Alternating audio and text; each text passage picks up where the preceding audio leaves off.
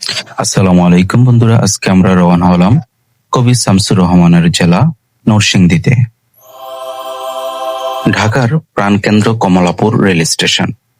এখানে প্রতিদিন হাজার হাজার মানুষের পথচারণা। আমরা এখান থেকেই উঠে পড়লাম নরসিংদীগামী একটা ট্রেনে। ট্রেন ধীরে ধীরে ছুটে চলল গ্রামের পাকা মাঠ, খাল বিল আর সবুজ প্রকৃতির মাঝ দিয়ে। জানালার বাইরের দৃশ্য যেন কবিতার মতো। প্রায় 1 ঘন্টার ভ্রমণ শেষে এসে পৌঁছালাম আমরা নরসিংদী রেল স্টেশনে। ছোট হলেও এই স্টেশনের চারপাশে রয়েছে কোলাহল আর উচ্ছ্বাস। আমাদেরকে রিসিভ করার জন্য চলে এসেছে আমাদের ছোট ভাই বন্ধু সুলভ অনিক। স্টেশন থেকে আমরা সোজা চলে গেলাম অনিকের অফিসে। ওখান থেকেই শুরু হলো নরসিংদী ঘুরে দেখার আসল আয়োজন। প্রথমেই গেলাম ব্রহ্মপুত্র নদীর তীরে। নদীর শান্ত সৌন্দর্য মনে প্রশান্তি এনে দিল। নরসিংদী মানেই লিচুর জন্য বিখ্যাত। গরমের মৌসুমে এখানকার লিচুর মিষ্টি স্বাদ অন্য কোথাও পাওয়া যায় না। এখানকার বিখ্যাত রয়েছে কলা, রসমালাই আর ছানার মিষ্টিও ভীষণ জনপ্রিয়।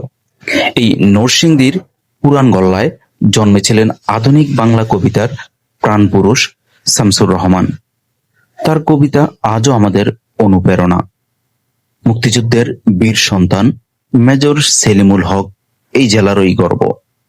তার আত্মত্যাগ, স্বাধীনতার ইতিহাস চিরস্মরণীয়।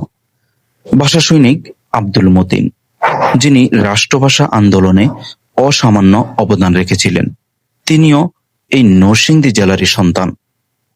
আরো আছেন সমাজ সংস্কারক মুন্সি মোহাম্মদ মেহেরুল্লাহ, যিনি ধর্ম ও মানব কল্যাণে কাজ করে গেছেন। এলাকাভেদে নরসিংদী যেন এক একটা বৈচিত্র্যময় রত্নভাণ্ডার। বেলাবো, শেবপুর, রায়পুরা প্রতিটি এলাকায় আলাদা ঐতিহ্য আর খাবারের জন্য খ্যাত।